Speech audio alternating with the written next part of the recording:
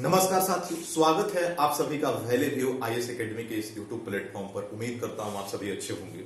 दोस्तों, आज एक महत्वपूर्ण वीडियो पर हम लोग चर्चा करने वाले हैं, यानी basics of Indian polity. Indian polity के कुछ बेसिक क्लासेस, लगभग 15-20 लेक्चर आपको मैं यूट्यूब के माध्यम से आप लोगों के समक्ष प्रेजेंट करने वाला हूं आने वाले कुछ दिनों में। मेरा प्रयास रहेगा कि डे बाई डे आपको एक वीडियो आपको मिले। ये वीडियो किस प्रकार से होंगे? ये वीडियो ऐसे होंगे जो यकीन मानिए कि अगर आप इस वीडियो को अगर आप देखते हैं तो आपके जितने भी बेसिक है इंडियन पॉलिटी को, जैसे आप एम लक्ष्मीकांत हो गया, डीडी बसु हो गया, सुभाष कश्यप हो गया, इस प्रकार के जब आप बुक पढ़ते हैं तो उसमें बहुत सारे शब्दावलियां आती हैं जिसको आपको समझने में काफी कठिनाई होती है। मैं जो भी यहाँ पर क्लासेस देने वाला हूं, यकीन मानिए आपके लिए काफी बेनिफिशियल होने वाला है। तो मेरा प्रयास होगा कि आपको मैं एक निरंतर वीडियो देता रहूं। अब आप लोग का ये दायित्व होगा कि इस वीडियो को ज्यादा से ज्यादा शेयर करें। तो चलिए, आज का जो हमारा बेसिक इंडियन पॉलिटी का जो क्लास है, आज हम लोग बात करेंगे evolution of democracy and constitutionalism.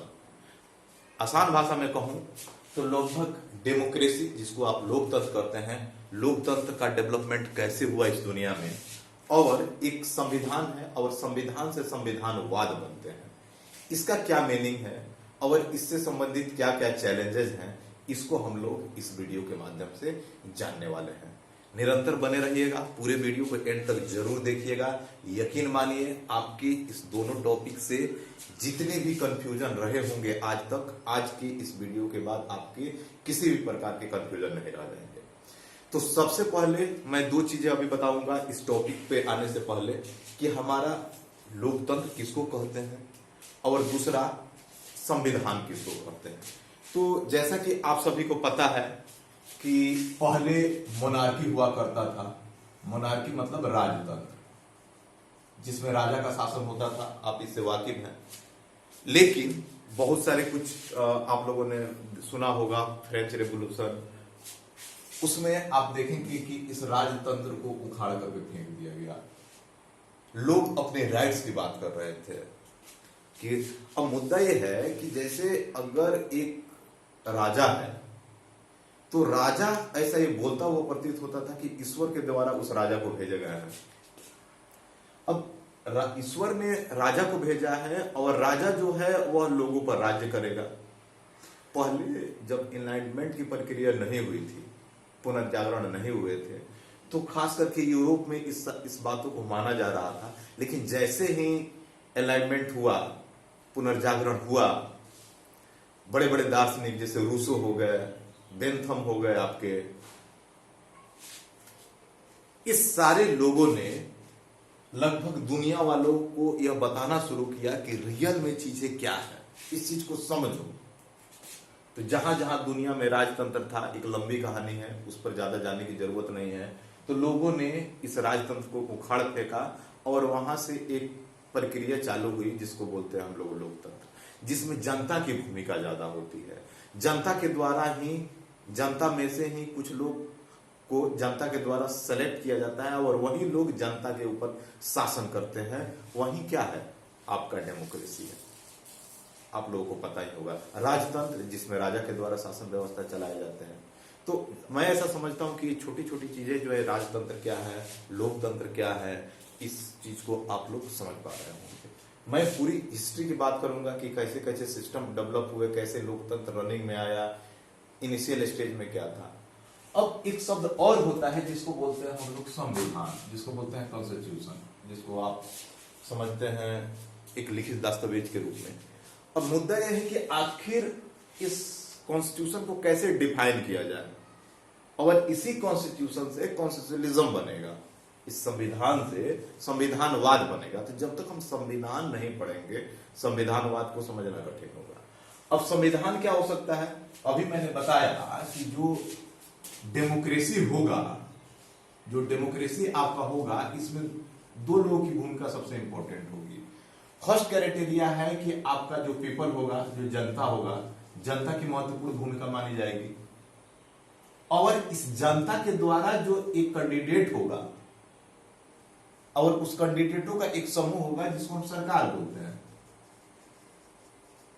आने वाले समय में करेंगे इसकी पड़ताल बहुत अच्छे से। आप परेशान ना होइए, बस बेसिक चीजें समझिए। अब मुद्दा यह है कि इसमें दो लोग आ रहे हैं, एक जनता और एक हो रहा है सरकार। तो एक ऐसा लिखित दस्तावेज, मैं कहूं एक ऐसा लिखित दस्तावेज, रिटन बेस्ड डॉक्यूमेंट्स, जिसमें इस जनता और इस सरकार, मतलब अगर मैं कहूं पीपल या गवर्नमेंट की ड्यूटीज और राइट, इसके भी क्या ड्यूटीज और राइट, कहने का मतलब है एक ऐसा लिखित दस्तावेज जिसमें जनता के क्या कर्तव्य होना चाहिए, जनता के क्या अधिकार होना चाहिए, सरकार के क्या ड्यूटीज होना चाहिए और सरकार के क्या अधिकार होना चाहिए, उसमें सारी चीजें लिखित होती है।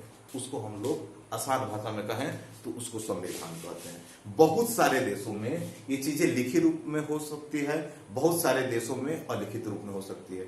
जहां पर ये चीजें लिखित रूप में दिया होगा उसको हम ऐसा मान लेंगे कि वहां लिखित संविधान है, और जहां पर ये चीजें अलिखित रूप से होगी वहां पे संविधान को हम अलिखित संविधान कहेंगे। जैसे भारत में लिखित संविधान है, अमेरिका में लिखित संविधान है, जैसे ब्रिटेन में अलिखित संविधान है। आप भी सोच रहे होंगे कि सर क्या बात कर रहे हैं, अलिखित संविधान भी होता है क्या? हाँ बिल्कुल होता है। तो अलिखित संविधान में कैसे चीजें चलेगी?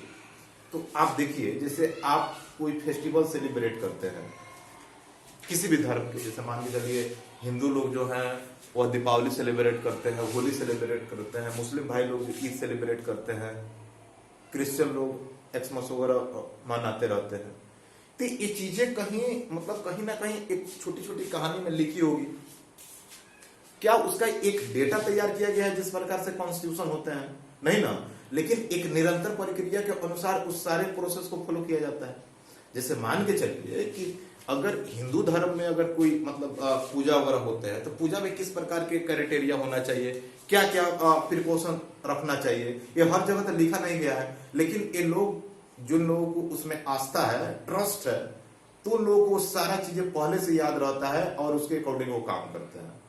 तो उसी तरह जैसे आप देखेंगे ब्रिटेन पहले से ही डेवलप्ड है, तो वहां की लिटरेसी रेट काफी बेहतर है। अब लिटरेसी रेट बेहतर है तो मजे की बात यह है कि वहां पर अगर चीजें अगर अलिखित रूप में है, क्योंकि सारे लोगों को पीढ़ी दर पीढ़ी वो चीजें पता है, तो ये लगभग इन जनरल वो लोग जो भी लॉ बने होंगे उसको तोड़ने में असक्षम होंगे।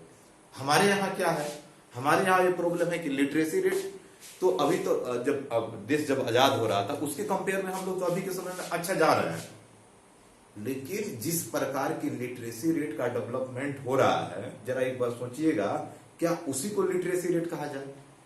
भारतीय सरकार के डेटा के अनुसार या जो इंडियन गवर्नमेंट जिस प्रकार के एक क्राइटेरिया सेट की है, अगर किसी इंसान को सिग्नेचर करने और एक एप्लीकेशन लिखने का अगर उसको ढंग आ जाता है तो उसको आसान भाषा में लिटरेट माना जाएगा। मैं आप ही से पूछता हूं कि इस चीज को कहां तक आप मानने में सक्षम हो पाएंगे?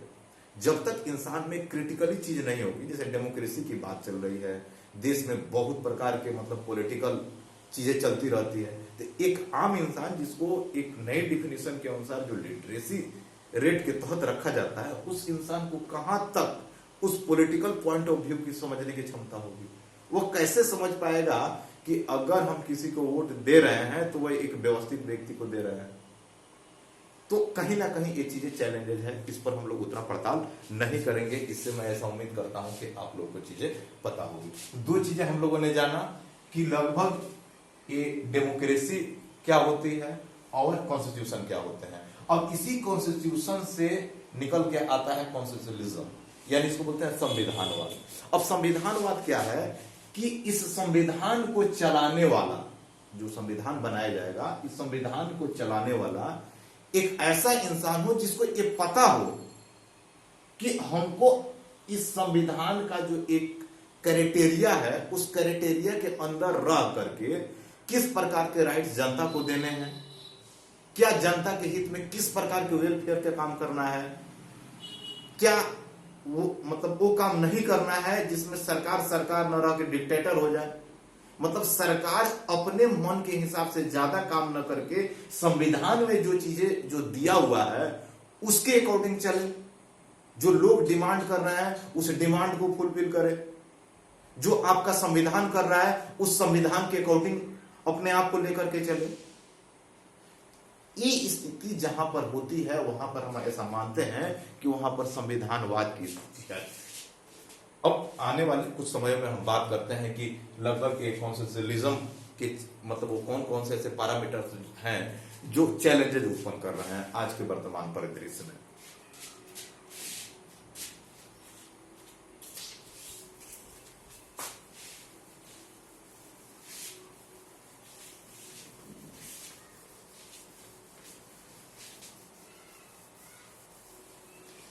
चलिए, तो सबसे पहले मैं यहां पर बात करने वाला हूं जर्नी ऑफ डेमोक्रेसी।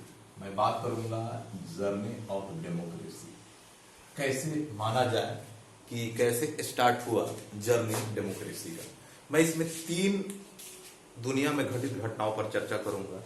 एक बात करूंगा इंग्लैंड की गौरवपूर्ण क्रांति, एक मैं बात करूंगा आपका सेकेंड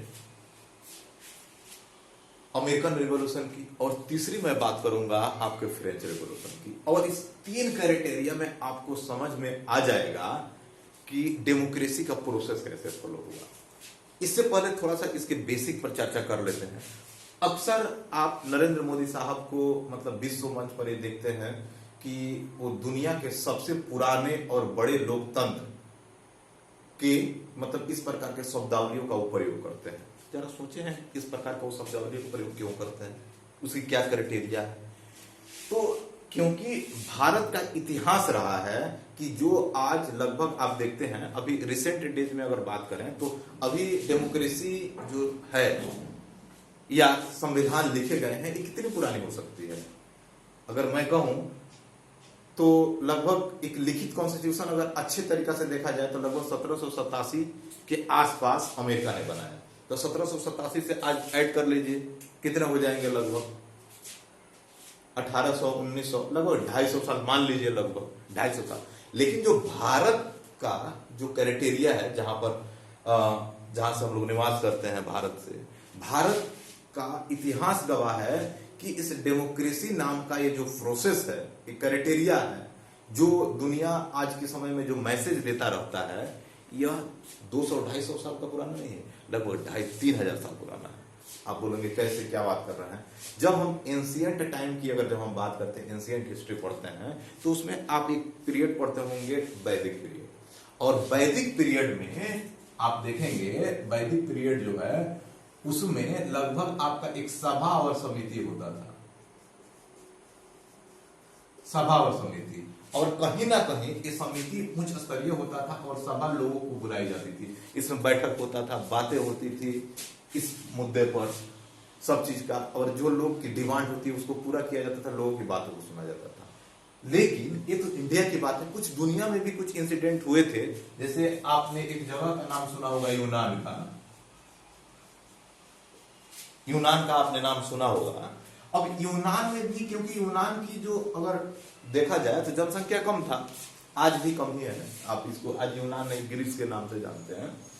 तो जो ये यूनान था वहां पर कुछ लोग इकट्ठा होते थे और इकट्ठा होकर के अपने बातों को रखते थे, और उसमें से कुछ लोग इंटेलेक्चुअल पर्सन होते थे जो थोड़ा सा लिटरेट होते थे, जिनको समझने की क्षमता ज्यादा होती थी कंपेयर टू ऑल। तो उन लोग उन सारी बातों को लेकर के नियमावली तैयार कर देते थे और उनकी जो डिमांड होती थी उसको पूरा करने का प्रयास किया जाता था। आसान भाषा में कहें तो इस प्रकार के काम आज के मॉडर्न एरा में डायरेक्ट डेमोक्रेसी के रूप में जाना जाता है, जिसमें जनता डायरेक्ट मतलब उस सभा का पार्ट होती है और वह डायरेक्ट अपने उम्मीदवारों को चुनती है, डायरेक्ट, इनडायरेक्ट नहीं, डायरेक्ट चुनती है, अपने मांगों को रखती है, उसको डायरेक्ट डेमोक्रेसी करते हैं। भारत में किस प्रकार की डेमोक्रेसी है? Indirect democracy. आप पूछेंगे क्यों, आप ऐसा क्यों कर रहे हैं? क्योंकि आप देखिए जो भी देश के जो हेड ऑफ द स्टेट होते हैं, क्या आप उसको डायरेक्ट चुनते हैं? नहीं। आप सपोज आप अगर किसी स्टेट में रहते हैं तो क्या आप सीएम को आप ही सुनते हैं क्या? बिल्कुल नहीं सुनते हैं। आप एमएलए का जो चुनाव होता है, विधायक का, उसमें आप पार्टिसिपेट करते हैं। जब पार्टिसिपेट आप उसमें करते हैं एमएलए वाले चुनाव में, तो आपने एक एमएलए को सेलेक्ट किया और नंबर ऑफ एमएलए जिस भी पार्टी से होते हैं ये डिसाइड करेंगे कि हमारा सीएम कौन होगा। यानी कहने का मतलब यह है कि जनता की भूमिका सीएम को सेलेक्ट करने में इनडायरेक्टली है। क्यों मैं बताता हूं कि पीपुल है, पीपुल ने सेलेक्ट किया किसको, एमएलए को, और एमएलए जिस पार्टी से आएगी, हो सकता है किसी भी पार्टी से हो, जैसे बीजेपी, आरजेडी, जेडीयू, वाट जो भी हो सकते हैं, जो भी इस पार्टी के होंगे उसकी वहां पर मतलब इनके द्वारा डिसाइड किया जाएगा कि यहाँ का सीएम कौन। उसी तरह सेंटर में पीएम की कैसे होता है, ये जो पीपल लोग होते हैं, जनता जो होती है, जनता किसको सेलेक्ट करेगी, एमपी को, member of parliament, direct election होते हैं, और एमपी भी किसी ना किसी पार्टी के होते होंगे। इसी तरह जैसे मैं मान लिया बीजेपी के हो सकते हैं, आपके आरजेडी के हो सकते हैं, आपके हो सकते हैं, कांग्रेस के हो सकते हैं, और जो लोग बहुमत में होंगे उन्हीं में से एक पीएम बनेगा। तो क्या मैं आपसे पूछता हूं कि इस पीपल जो लोग हैं, क्या इस पीएम को बनाने में डायरेक्ट भूमिका है? नहीं है, लेकिन इनडायरेक्ट तो जरूर है। आपने एमपी को सेलेक्ट किया और एमपी लोगों ने डिसाइड किया कि हमको पीएम किसको बनाना है। लेकिन यूनान में इस प्रकार की प्रक्रिया नहीं थी, कम जनसंख्या की वजह से जो भी चीजें होता था वहां पर डायरेक्ट होता था। अब तो भारत के परिप्रेक्ष्य में हम चीजों को समझने का प्रयास कर रहे थे। अब भारत के परिप्रेक्ष्य में जो अगला जो है, आप जैसे मौर्य डायनेस्टी जब आप पढ़ते हैं एंशिएंट हिस्ट्री में, तो उसमें एक कौटिल्य आपका नाम सुने होंगे, चाणक्य का जो अर्थशास्त्र है, चाणक्य नीति है, उसमें जब आप उस चीज को पढ़ेंगे तो उसमें भी लगभग डेमोक्रेसी के कुछ अंश मिलते हैं, किस प्रकार की व्यवस्था चलाई जाती थी, कैसे शासन व्यवस्था चलाया जाना चाहिए। तो लगभग भारत के लिए चीजें नई नहीं है कि मतलब डेमोक्रेसी क्या होना चाहिए। तो लगभग इसीलिए आज के समय में आप देखते हैं भारत के जो प्रधानमंत्री हैं, विश्व मंच पर सबसे ओल्डेस्ट और सबसे बड़े लोकतांत्रिक देश के रूप में इनका संबोधन किया जाता है, जो इन जनरल हम लोगों को प्राउड करने वाली बात है। और किसी भी आधार पर इस बात को कभी भी डिनाई नहीं किया जा सकता कि लगभग जो भारत अभी के समय में जो सबसे पुरानी डेमोक्रेसी का पार्ट है। भले ही आज के समय में अमेरिका जो भी बोले, कुछ भी कहे, ब्रिटेन कुछ भी कहे, लेकिन ये सारे लोग नए हैं। उम्मीद करता हूं कि आपको ये सारा चीजें अभी बेसिक क्लियर हो गया होगा। अब हम लोग आते हैं यहाँ पर कि जो जर्नी ऑफ डेमोक्रेसी है, अभी हम लोग बात करेंगे। ग्लोरियस रिवॉल्यूशन इंग्लैंड में हुआ 1688 में, और उसके बाद से पहले जो वहां पर मोनार्की था कैसे खत्म होकर के एक मोनार्क बेस्ड डेमोक्रेसी हो गया, इसकी अभी हम लोग पड़ताल करेंगे। चलिए, तो अब हम इसको समझते हैं कि एवोल्यूशन ऑफ डेमोक्रेसी, कैसे एवोल्यूशन ऑफ डेमोक्रेसी को समझा जाए, इस चीज को हम लोग समझते हैं। तो सबसे पहले एक पहला चीजों को समझते हैं। एक ग्लोरियस रिवॉल्यूशन हुआ था इंग्लैंड में। कब हुआ था? आपका 1688 ईडी। ये क्या था और इसको कैसे समझा जाए, इसको समझते हैं। इस 1688 की जब हम बात करें तो अभी जो आपका ब्रिटेन है, वहां ब्रिटेन के आपके जो इंपेरर हुआ करते थे उनका नाम था जेम्स सेकंड, और यही वहां पर रूल कर रहे हो थे। लेकिन सबसे इंपॉर्टेंट चीज था उस समय, दुनिया जो था वह एनलाइटमेंट की तरफ चल रहा था। अब एनलाइटमेंट क्या है? जिसको बोलते हैं पुनर्जागरण। पुनर्जागरण का मतलब क्या है कि पहले दुनिया में जो राजा हुआ करते थे, जो भी राजा लोग हुआ करते थे, वो लोगों ने लोगों पर राज इसलिए किया कि वो लोग हमेशा ये बोलते थे लोगों को कि गॉड ने हमें भेजा है इस दुनिया में, और गॉड ने हमें इस दुनिया में भेजा है तो आपका ये दायित्व होगा कि आप हमें सपोर्ट करें और हम आपके ऊपर रूल करेंगे। हम जो कहेंगे आपको मानना होगा। तो जिस प्रकार से लिटरेसी रेट कम होगा, जहां पर लोग का शिक्षा ज्यादा होगा, लोग ज्यादा धर्म में ट्रस्ट करेंगे, तो हो सकता है कि राजा के द्वारा बोला गया बात किसी को अच्छा लगे और वो राजा को फॉलो करे।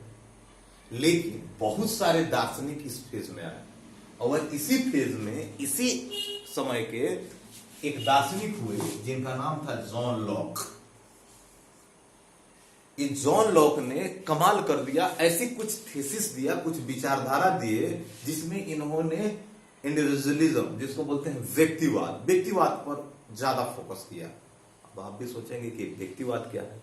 व्यक्तिवाद को अगर आसान भाषा में समझा जाए तो लगभग एक ऐसी थीसिस, एक ऐसी विचारधारा जिसमें मनुष्य को ही, हर एक व्यक्ति को उसके राइट के तौर पर ज्यादा वरीयता दी जाती है। हमेशा यह ध्यान रखा जाता है कि हर एक मनुष्य अपने आप में श्रेष्ठ हो सकता है। आप किसी एक मनुष्य को नीचे दबा करके उसके बिहाफ में दूसरे मनुष्य को ऊपर दिखाने की प्रक्रिया से मतलब उसमें इन्वॉल्व नहीं कर सकते हैं। जैसे मैं कहूं कि एक्स नाम का आदमी से बेटर है वाई नाम का इंसान, तो इस प्रकार के आपको स्टेटमेंट नहीं कहने हैं, क्योंकि इंडिविजुअलिज्म, व्यक्तिवाद ये कहता है जितना एक्स बेटर है उतना ही वाई भी बेटर है। तो अगर इस प्रकार की स्थिति डेवलप होगी तो जब राजा के द्वारा ये बात बोला जाएगा कि ईश्वर ने मुझे भेजा है आपके ऊपर रूल करने के लिए, मैं ईश्वर का सेवक हूं और आपके ऊपर रूल कर रहा हूं, तो जिस प्रकार से व्यक्तिवाद की विचारधारा जो डेवलप होगी, तो क्या आपको लगता है कि लोग इस सारे बातों से इंस्पायर्ड होकर के राजा के बातों को मानेंगे? बिल्कुल नहीं मानेंगे। और यही स्थिति डेवलप हुई। जॉन लॉक से लोग इतना इंस्पायर्ड हो गए, उसकी विचारधारा से इतने लोग लगभग एग्री हो गए कि लगभग लोगों ने ऐसा मान लिया कि जो अभी मोनार्क जो ब्रिटेन में चल रहा है उसको उखाड़ करके फेंक दिया जाए। अब इस चीज को देख रहा था आपका जेम्स द्वितीय, जो उस समय का इंपेरर था। इंपेरर ने जब लोगों की आक्रोश देखा तो पहले ही मतलब बोला कि आप लोग जैसे कहेंगे वैसे हो जाएगा। अब इसीलिए इसको रक्तहीन क्रांति, ग्लोरियस रिवॉल्यूशन कहा जाता है कि क्रांति भी हो गई कि न किसी प्रकार का मतलब विद्रोह हुआ, न दंगे हुए, न किसी को मारा गया, न किसी की मृत्यु हुआ, कुछ नहीं हुआ। और सिर्फ एक एग्रेसिव मोड डेवलप किया जॉन लॉक ने और उसका इंपैक्ट लोगों पर पड़ा। अब जेम्स मिल ने एक ऐसा क्रांति डेवलप किया वहां पे, इस प्रकार की सिस्टम वहां पर डेवलप किया कि यकीन मानिए कि ब्रिटेन का कहानी ही अजीब हो गया। यानी 1688 के बाद यहां पर दो प्रकार के सिचुएशन डेवलप हुए। किस प्रकार के सिचुएशन डेवलप हुए कि अब ये हो गया कि मोनार्क बेस्ड डेमोक्रेसी ला दी गई। अब ये मोनार्क बेस्ड डेमोक्रेसी क्या है, इसको समझिए अच्छे से।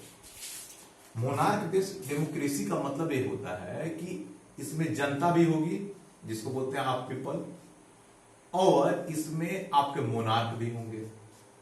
और मोनार्क में कौन? जो राजा है, इंपेरर है, जिस प्रकार से भारत में प्रेसिडेंट है, जो मतलब भारत में प्रेसिडेंट का जिस प्रकार के राइट्स दिए गए, जो अधिकार हैं, वो अधिकार ब्रिटेन में मोनार्क। लेकिन भारत में प्रेसिडेंट को लेकर के एक शब्द दिखाया जाता है रिपब्लिक।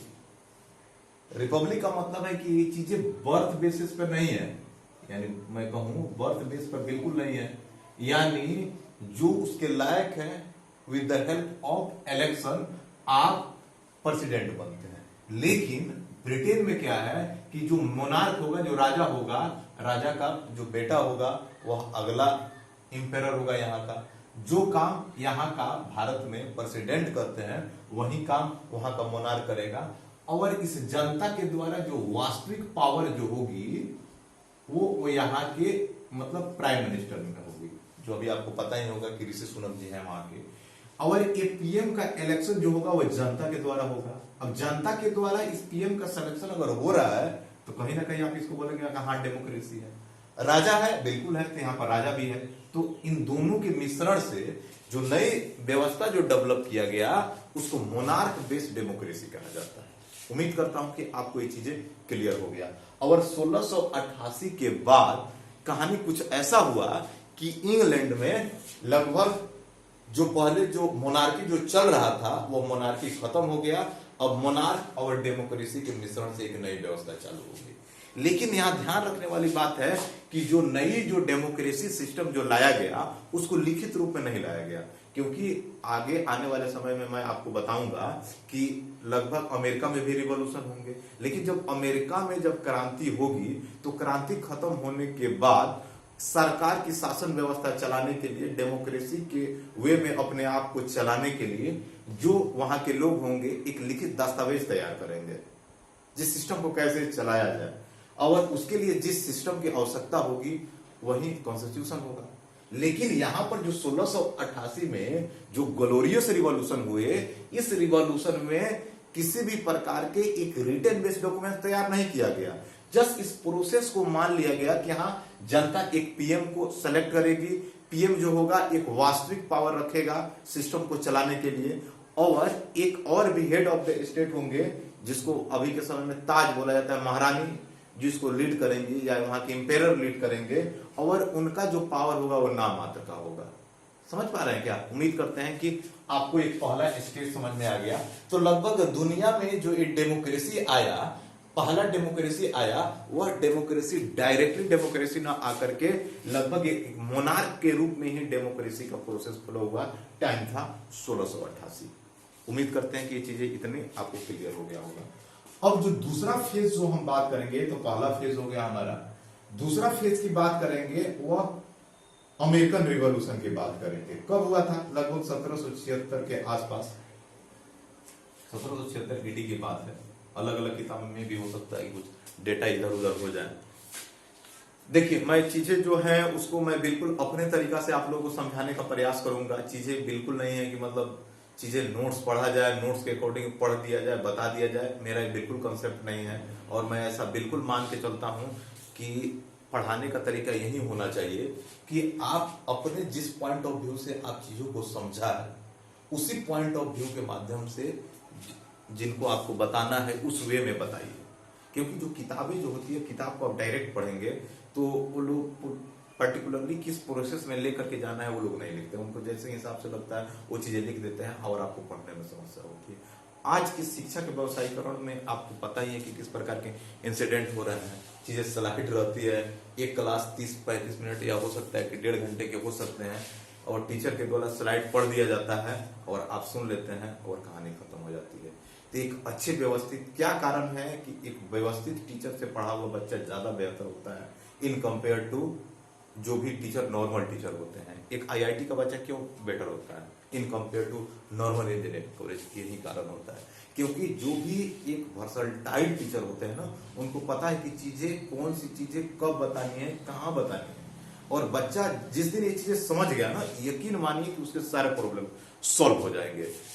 आप टफ पेपर मानी जाती है इंडियन कॉलेज, लेकिन यकीन मानिए आप हमारे साथ जुड़े रहिए। चीजों को, ऐसे चीजें मैं आपको रिलेट करके बता दूंगा कि आपके जस्ट वीडियो देखने के बाद वो पॉइंट आप खुद से किसी को समझाने के हालात में हो जाएंगे। आपको किसी भी बुक देखने की जरूरत नहीं है।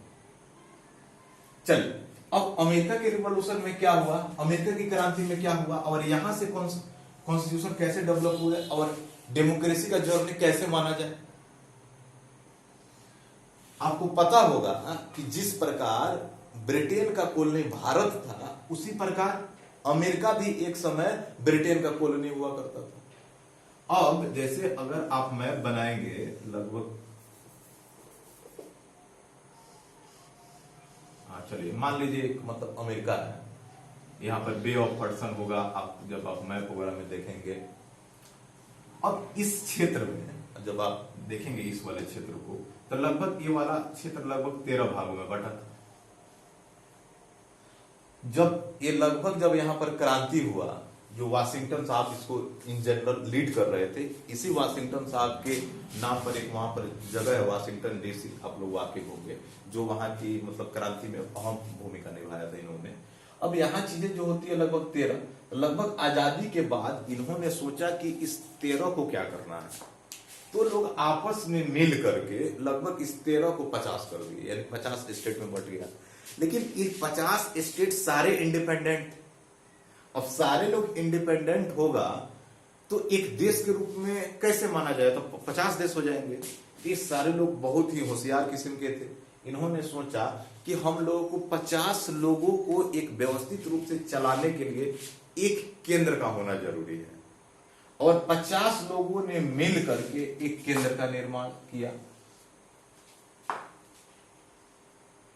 इसीलिए आपको बोला जाता है USA, United states of America. इस 50 राज्य डिसाइड किए कैसे चीजों को करना है, और इन्होंने एक सेंटर बनाया कि मान के चलिए कि अगर 50 स्टेट होंगे, अलग अलग होंगे, और बोलेंगे हाँ चलिए हम 50 मिलकर के एक देश है। अगर कोई वैश्विक स्तर पर कोई देश अगर इस 50 में से किसी एक पर अटैक किया, तो जरा सोचिए कि इस सिस्टम को, मतलब जो फॉरेन पॉलिसी है, 50 में से कौन देश संभाले। इसके लिए जरूरी है ना कि 50 लोग मिलकर के एक सेंटर का निर्माण करें जो फॉरेन पॉलिसी का निर्माण करे, वो डिसाइड करे कि हमारा जो एटॉमिक रिसर्च होगा वो किस वे में जाएगा, हमारी डिप्लोमेसी दुनिया के प्रति क्या होगी, हमारी रणनीति क्या होगी।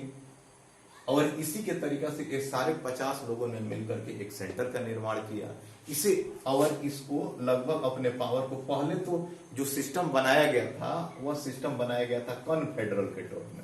आने वाले समय में करेंगे चर्चा, ये फेडरल क्या है, कॉन्फेडरल क्या है, यूनियन क्या है। बस आप निरंतर बने रहिए, यकीन मानिए इंडियन पॉलिटी की ऐसी कोई चीजें नहीं है जो आप नहीं जान पाएंगे। आपके सारे कॉन्सेप्ट क्लियर हो जाएंगे कुछ वीडियो के माध्यम से। और ज्यादा डिटेल अगर आप चाहते हैं कि सच में फाउंडेशन कोर्स के माध्यम से अपनी चीजों को जानना, तो हमारे कोर्स से जरूर अपने आप को इन्वॉल्व करने का प्रयास करें। अब यहां पर मजे की बात है कि कॉन्फेडरल का मतलब ये होता है कि जब ए नंबर ऑफ स्टेट होते हैं, स्टेट के पास पावर ज्यादा होता है इन कंपेयर टू सेंटर, और इन स्टेट के पास इतना क्षमता होता है कि इस 50 में से कभी भी निकल करके एक अलग देश बना सकते हैं। लेकिन बाद में आप देखेंगे कि 1850-55 के आसपास इस प्रकार की समस्याएं उत्पन्न हो गई। एक इसी में का एक क्षेत्र है अमेरिका का, फ्लोरिडा, आपने नाम सुना होगा, वह यहां से निकलने के लिए प्रयास करने लगा। तब ये 50 लोगों ने समझा कि इस कॉन्फेडरल के कॉन्सेप्ट को थोड़ा सा इसमें चेंज करने की जरूरत है, और मुद्दा ये था, इसको इन्होंने कॉन्सेप्ट बदल दिया, कॉन्फेडरल से इन्होंने फेडरल कर दिया। और फेडरल का मतलब होता है कि लगभग इक्वल डिस्ट्रीब्यूशन ऑफ पावर, यानी सेंटर का भी और स्टेट का भी। आप फेडरल के तौर पर आप सेंटर से अलग हो सकते हैं, लेकिन इतना जटिल प्रोसेस होता है कि लगभग मतलब हटना नामुमकिन है। चलिए इस चीज को समझ लीजिए। अब यहां पर क्या हुआ कि लगभग यहां पर सेंटर के लिए अलग व्यवस्था लागू किए गए, ये जब क्रांति जब कंप्लीट हो गया, और जितने स्टेट हैं सारे स्टेट के लिए अपने अपने संविधान तैयार किए गए। संविधान मतलब किस तरह से देश की शासन व्यवस्था चलाना है, कैसे मतलब सिस्टम को आगे लेकर के जाना है, सरकार कैसे होगी, सरकार का चुनाव कैसे होगा, लोगों को राइट्स कैसे दिए जाएंगे, लॉ एंड ऑर्डर क्या होगा, इस सारा चीजें लगभग एक सेंटर का, और 50 स्टेट थे उनके अलग अलग कॉन्स्टिट्यूशन बने, अलग अलग स्टेट बने, डबल सिटीजनशिप दिया गया, सेंटर एक अलग सिटीजनशिप देता है, स्टेट वहां का अलग सिटीजनशिप देता है। बहरहाल उतना डिटेल जानने की जरूरत नहीं है, कभी इस पर करेंगे चर्चा। तो आप समझ गए। तो वहां पर लगभग 1787 के आसपास यहां पर लगभग यहां का कॉन्स्टिट्यूशन लागू हो गया, और 1787 के बाद से अमेरिका में डेमोक्रेसी चलना शुरू हुआ। और वो डेमोक्रेसी कैसे चल रहा था, लिखित संविधान के तौर पर। तो जिस प्रकार से जो चीजें मैंने टॉपिक दिया है, evolution of democracy and constitution, कैसे डेमोक्रेसी दुनिया में आ रहे हैं, कैसे संविधान लिखे जा रहे हैं, क्या प्रोसेस हो रहे हैं, ये चीजें मैं ऐसा मान के चलता हूं कि आप चीजों को जोड़ पा रहे हैं। पढ़ने का तरीका यही होता है कि जब आप पढ़ रहे होते हैं तो लगभग जो चीजें पढ़ाई जा रही है, क्या आप इंटरलिंक कर पा रहे हैं। अगर इंटरलिंक कर पा रहे हैं तो यकीन मानिए आप सही वे में जा रहे हैं। अगर आप इंटरलिंक नहीं कर रहे हैं तो यकीन मानिए आपका वे ठीक नहीं जा रहा है। तो कभी भी पढ़ते समय इंटरलिंकिंग जरूर कीजिए, क्योंकि इंटरलिंकिंग जब आप करेंगे तभी आप चीजों को लगभग रिलेट कर पाएंगे, और रिलेट किया हुआ चीजें आपको याद करने की जरूरत नहीं पड़ती है। जहां नीड होगा वहां पर आपको अपने आप वो चीजें आपके दिमाग में एक आउटपुट के रूप में आ जाएगा, और आपको हो सकता है कि प्रीलिम्स में हेल्प मिल जाए, हो सकता है आपको मेंस राइटिंग में हेल्प मिल जाए, हो सके तो आपको इंटरव्यू में हेल्प मिल सके, हो सके तो आप कहीं डिबेट कर रहे हैं वहां भी आपको इस प्रकार की चीजें की आवश्यकता हो सकती है। कभी आपने सोचा है कि जब आप पढ़ रहे होते हैं तो कोई चीजें बार बार याद करने की जरूरत होती है, और कभी वो कुछ चीजें ऐसे पढ़ते हैं या कोई आपको ऐसा बताता है जो चीजें आपको बुक पढ़ने की जरूरत ही नहीं पड़ती, आप ये सोचते हैं कि छोड़ो बुक क्या पढ़ना, सर जो बताए थे उस चीज को एक बार आपको याद होता है, थोड़ी सी धुंधली हो जाती है, एक बार आप नोट्स जब उलट कर देखते हैं तो एकदम से बिल्कुल क्रिस्टल क्लियर हो जाता है। तो पढ़ने का तरीका ही नहीं होना चाहिए। आपने दो कंडीशन। अब तीसरा ही चीजें आते हैं फ्रेंच रेवोल्यूशन। तीसरा स्टेज जो है इसको बोलते हैं फ्रेंच रेवोल्यूशन। ये कब हुआ? 1789 एडी में हुआ फ्रेंच रेवोल्यूशन। ये क्या था? अब देखिए इसमें भी एक बड़ी जटिलता है। देखिए आप लोग को एक समस्या हो सकता है कि सर पूरी चीजें नहीं लिखते हैं, तो मैं इसे शॉर्ट फॉर्म में ही लिखूंगा, क्योंकि अगर पूरी चीजें अगर बोर्ड पर लिखा जाए तो लगभग मतलब हमको लगता है कि हर 5 मिनट में बोर्ड इरेज करना पड़ेंगे। और एक और प्रॉब्लम होगा कि लगभग जो इंग्लिश मीडियम वाले जो स्टूडेंट हैं वो कहेंगे कि इंग्लिश में बोर्ड पर लिखिए, हिंदी मीडियम वाले होंगे हिंदी में लिखिए। तो लगभग मैं इस प्रकार से चीजें आपको बता रहा हूं कि चीजें अगर आप पढ़ रहे हैं, नोट्स वगैरह बना रहे हैं, तो बस सुनते रहिए, और चीजें जो मैं बता रहा हूं उसको आप जिस भी मीडियम के हैं, मैं ऐसा उम्मीद करता हूं कि दोनों चीजों को इन्वॉल्व कर रहा हूं, इंग्लिश और हिंदी दोनों को इन्वॉल्व कर रहा हूं। मीडियम कोई फर्क नहीं पड़ता है, आप चीजों को रिलेट कीजिए और अपने शब्द में आप अपने नोट्स बनाइए। अब ये नहीं है कि वो चीजें बिल्कुल भूल जाइए, शिक्षा के बाजारीकरण से बचिए कि यहाँ पर जो चीजें लिखा हुआ है टीचर पढ़ दिया, स्क्रीनशॉट ले लिए, वो चीजें उतार लिए, नहीं होगा इससे। यकीन मानिए, आप अगर एक सीरियस यूपीएससी एस्पायरेंट हैं तो कभी कभी हिंदू के आर्टिकल पढ़ा कीजिए। क्या बेहतरीन आर्टिकल छप रहे हैं, हमको लगता है कि 10-15 दिन में तो एक आर्टिकल आ ही जा रहा है ऑनलाइन एजुकेशन को लेकर के, और इस प्रकार के एजुकेशन को लेकर के कि क्या क्या बच्चों को समस्याएं हो रहा है, इस सारा चीजें आपको पता होगा। अब अगर आप लोगों में से बहुत सारे लोग देखते भी होंगे। इस फ्रेंच रेवोल्यूशन की अगर हम बात करते हैं, अब देखिए इसमें क्या था, उस समय लुई 16 था। अब लुई कौन है? आपने पढ़ा ही, मतलब राजा था, इंपेरर था। वहां पर कुछ समस्याएं हो रही थी। उसमें देखिए एक एरिस्टोक्रेट्स जिसको बोलते हैं कुलीन लोग, एरिस्टोक्रेट्स जिसको बोलते हैं, एरिस्टोक्रेट्स जिसको बोलते हैं कुलीन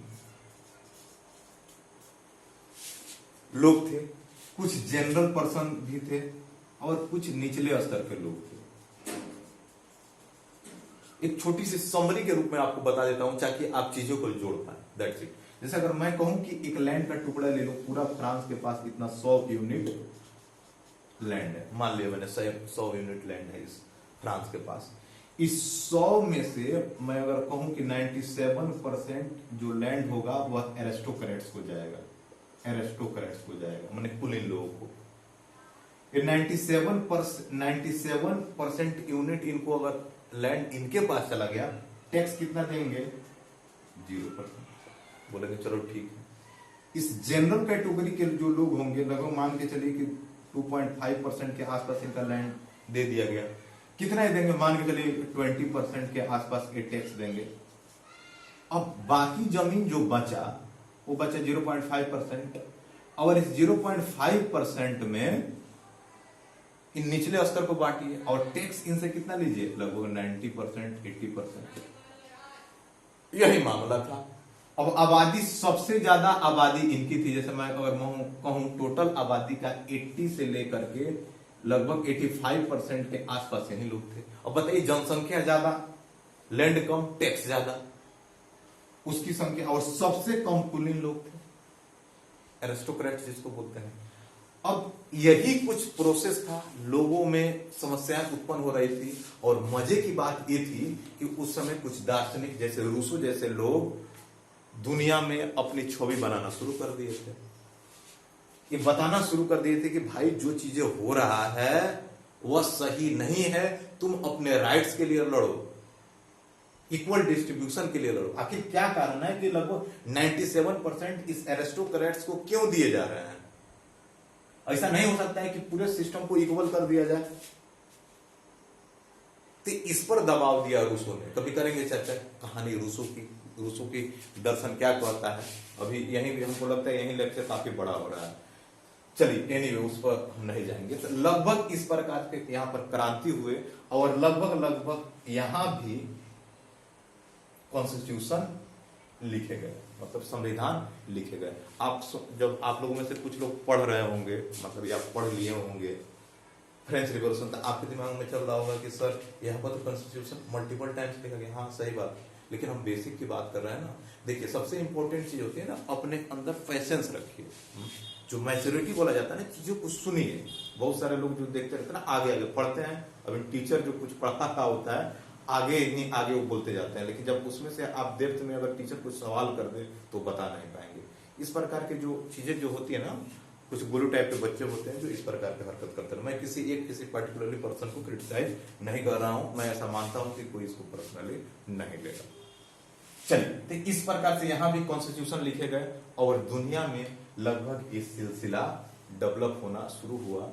और दुनिया में जो लोग भी, जहां भी कॉलोनी था, कॉलोनी खत्म हुआ और वहां पर देश आजाद हुए, तो पहला काम उन्होंने क्या किया कि अब हम लोग मोनार्क को हटा देंगे, डेमोक्रेसी लाएंगे। डेमोक्रेसी कैसे चलाएंगे? तो एक कॉन्स्टिट्यूशन लिखेंगे। और उसी आधार पर भारत जब आजाद हुआ 1947 में, तो पहला क्राइटेरिया यही था कि हम डेमोक्रेसी को फॉलो करेंगे और डेमोक्रेसी को चलाने के लिए हमें एक कॉन्स्टिट्यूशन की जरूरत पड़ेगी। इस प्रकार से तो उम्मीद करता हूं कि आपको इवोल्यूशन ऑफ डेमोक्रेसी आपको समझ में आ गया होगा। चूंकि लेक्चर बड़ा हो रहा है, मैं प्लान किया था कि एक ही लेक्चर में दोनों को कर दूं, लेकिन मुश्किल लग रहा है। कल के क्लास में हम बात करेंगे कॉन्स्टिट्यूशनलिज्म की। कॉन्स्टिट्यूशनलिज्म क्या है, ये मतलब किस प्रकार से, मतलब इसके लिए कौन कौन से ऐसे पैरामीटर्स जो है जिसको चैलेंज करते हैं, क्या कॉन्स्टिट्यूशनलिज्म को सही माना जाए, कौन से ऐसे देश हैं जहां पर संविधानवाद अच्छा है, क्या संविधान अच्छा होना क्या एक अच्छे डेमोक्रेसी का सूचक है। इन सारी चीजों की पड़ताल हम कल करेंगे। उम्मीद करता हूं कि ये वीडियो आपको अच्छे लगे होंगे। अगर आपको वीडियो अच्छे लगे तो आप इसको शेयर कीजिए। मैं आपको कमिटमेंट कर चुका हूं कि सारे बेसिक जो होगा, इंडियन पॉलिटी हो गया, मॉडर्न हिस्ट्री हो गया, ज्योग्राफी हो गया, आपके इकोनॉमी हो गए, इस सारे का बेसिक्स, अब झूठी वादा तो मैं कर नहीं सकता कि सारे का आपकी यूट्यूब पर सारी चीजें दे दिया जाए, एक कतई पॉसिबल नहीं है। हर चीज की अपनी लिमिटेशन है और इन सारी चीजों को अगर डिटेल में जानना है तो आपको हमारे जो ऑफलाइन क्लासेस चलते हैं उस ऑफलाइन क्लासेस को ज्वाइन करना होगा। तो चलिए मिलते हैं कल, तब तक के लिए थैंक यू।